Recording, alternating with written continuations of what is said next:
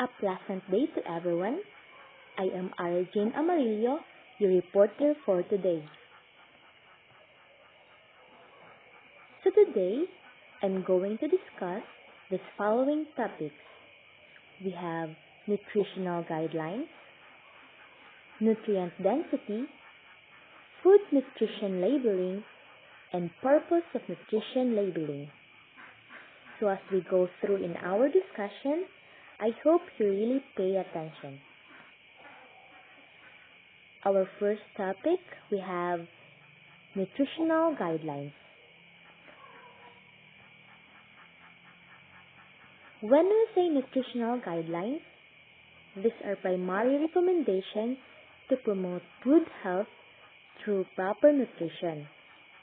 So in order to achieve a good health, nutritional guidelines is here that seek to foster an adequate and balanced diet as well as desirable food and nutrition practices and healthy habits suitable for the general population.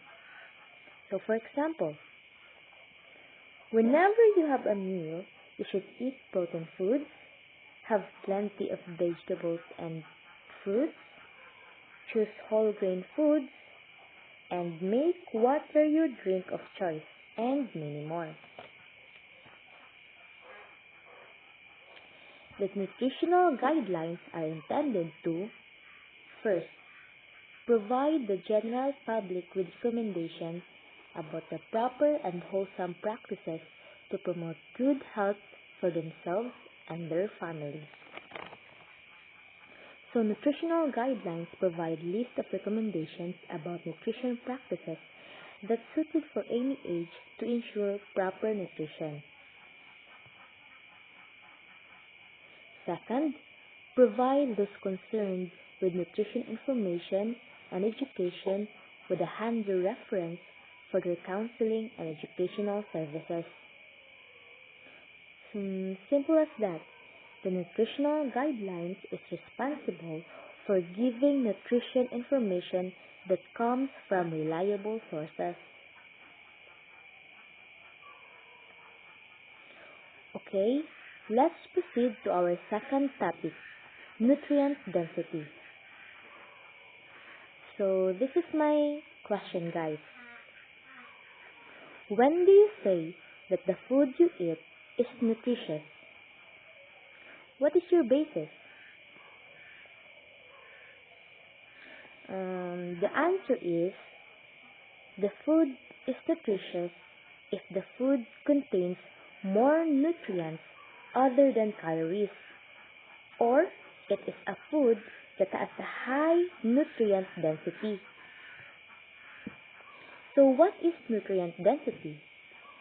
So nutrient density is a relative measure of nutrients in a food in proportion to its caloric content. So for example,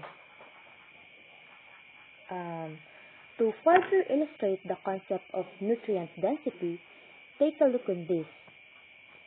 A cup of 240 ml skim milk provides many other essential nutrients other than to its 80 kilocalorie value, while the same value of cola drink, which also gives us 80 kilocalories, has a low nutrient density. So both has the same 80 calories, but skim milk provides high nutrient density, while cola drink is low nutrient density.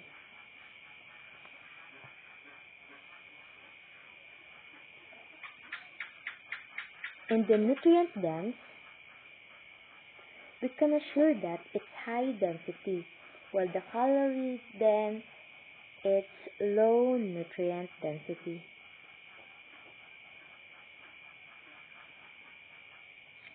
Some nutritionists advocate the use of INQ, or Index of Nutrient Quality, which is defined as % RDA of nutrients.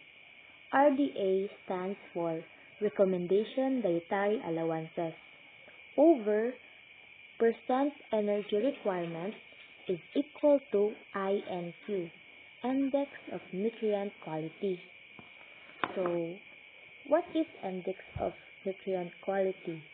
To further understand, it means that it is an attempt to provide an overall figure for the nutrient content of a food or a diet.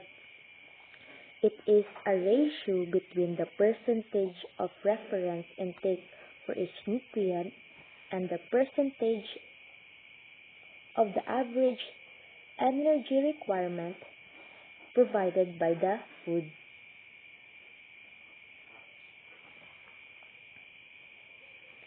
So, let's go down to our third topic. We have food nutrition labeling.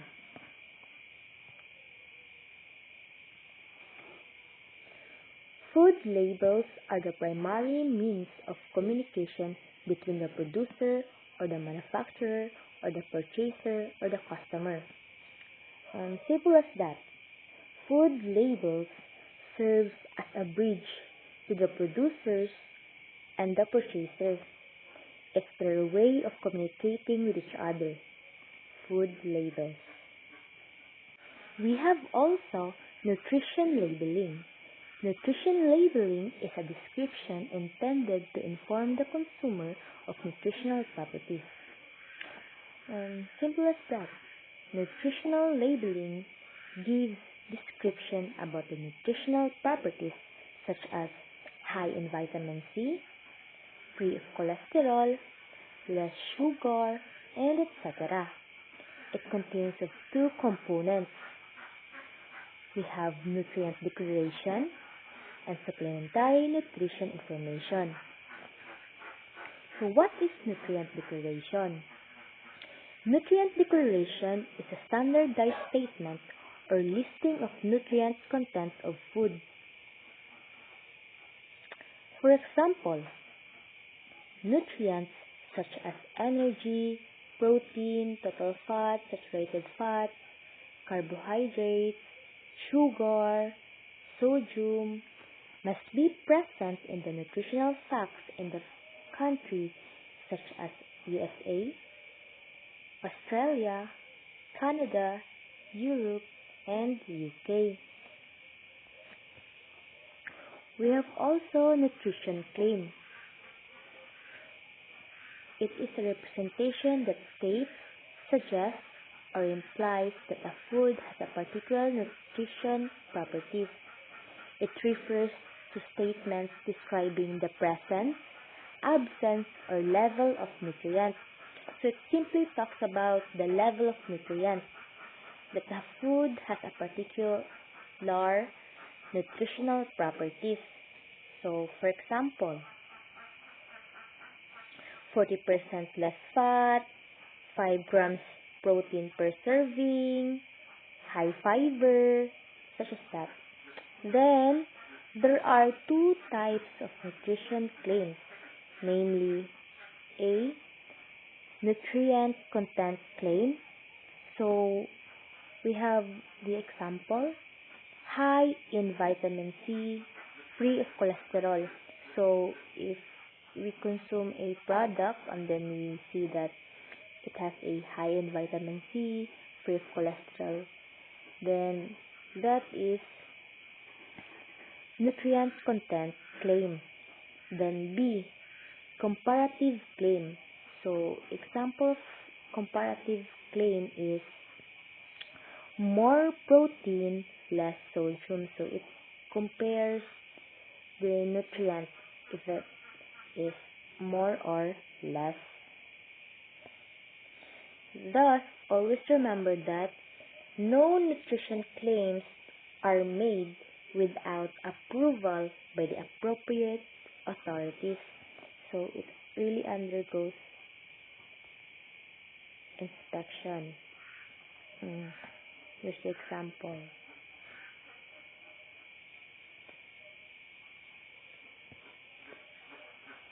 Then, we have also health claim. That means any representation that states, suggests, or implies that a relationship exists between a food or constituent of that food and health. For example, if we consume this food, it can help lower cholesterol. So 3 grams of soluble fiber daily from whole grains oat foods like cereal in a diet low in saturated fat and cholesterol may reduce the risk of heart disease. So cereal serving provides 1 gram per serving. So that's their health claim. Can lower the cholesterol. So health claims includes nutrient function claim, other function claim, reduction of disease risk claim. So nutrient function claims describes the physiological role of the nutrient in growth, development, and normal functions of the body. So for example, calcium aids in the development of strong bones and teeth. Iron is a factor in red blood cells formation. Then protein helps build and repair body tissues and essential for growth and development. And many more. Then we have other function claims that describes specific beneficial effects of the consumption of a food constituent, bioactive compound, in improving or modifying a physiological function. Bioactive compound means are those foods components that have effect on the body as a whole or specific tissues or cells. Then we have also the reduction of disease risk claims. Relates to the consumption of food or food constituents such as bioactive to reduce risk of developing disease or health-related condition. So bioactive means having an effect on living organism, bioactive molecules.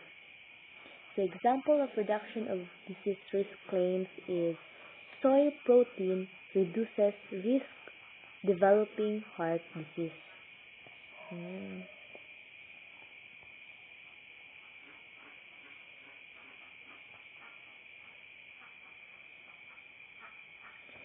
So let's go down to the nutritional facts. Nutritional facts is a statement or information on food labels indicating the nutrients and the quantity of said nutrients found or added in a processed foods or product or food products. So I bet every one of us is very familiar with the term nutritional facts. Does anyone make it a habit that whenever you buy a food, you really pay attention with the nutritional facts? Anyone?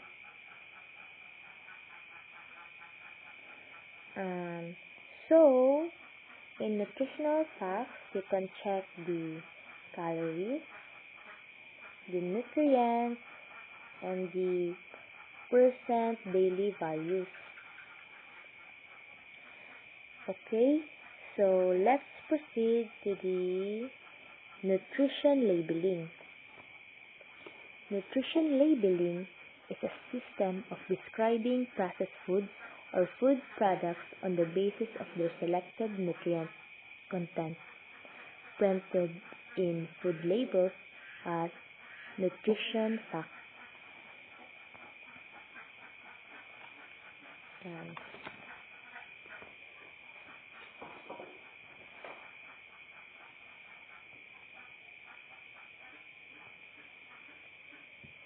Okay, So, last but not the least, we have the purpose of nutrition labeling. Labels provide consumer with information about nutritional properties of a food, thus facilitating the selection of a healthy diet. Everyone wants to have a good health, and in order to achieve that, we follow a certain healthy diet with all the foods that we consume every day. We know what are the nutritional properties with the help of labels, right?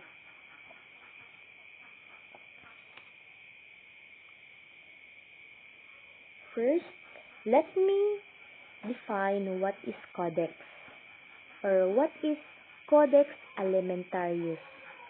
So, CODEX alimentarius is a collection of international standards, guidelines, and codes of practice to protect the health of consumers and ensure fair practices in the food trade. So it's a Codex Alimentarius is simply food code. It's also known as food code. So let's go back.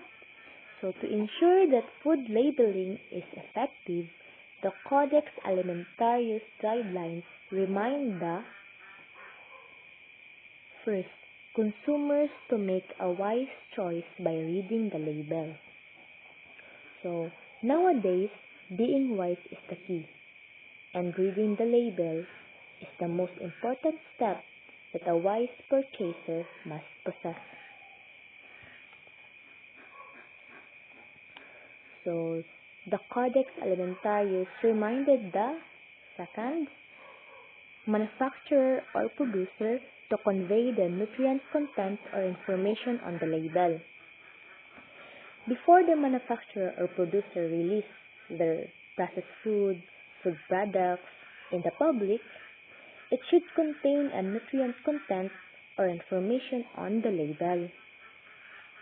Then, the Codex Alimentarius reminded the third manufacturer not to mislead or deceive consumers, and that no nutrition claims are made without approval by appropriate authorities.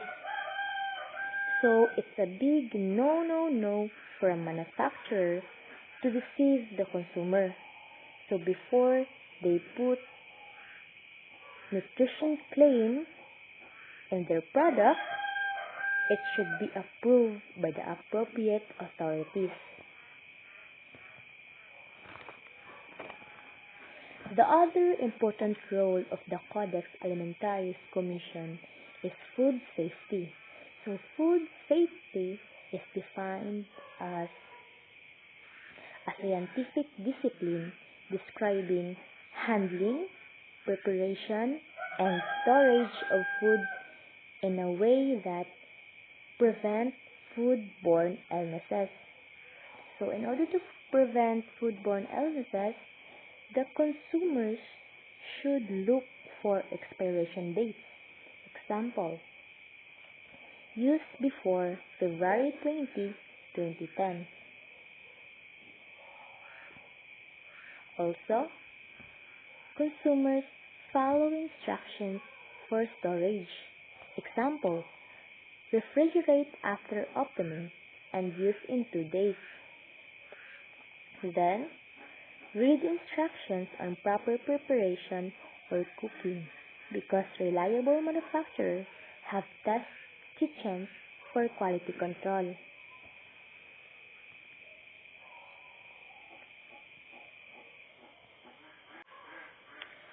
That's the end of my report.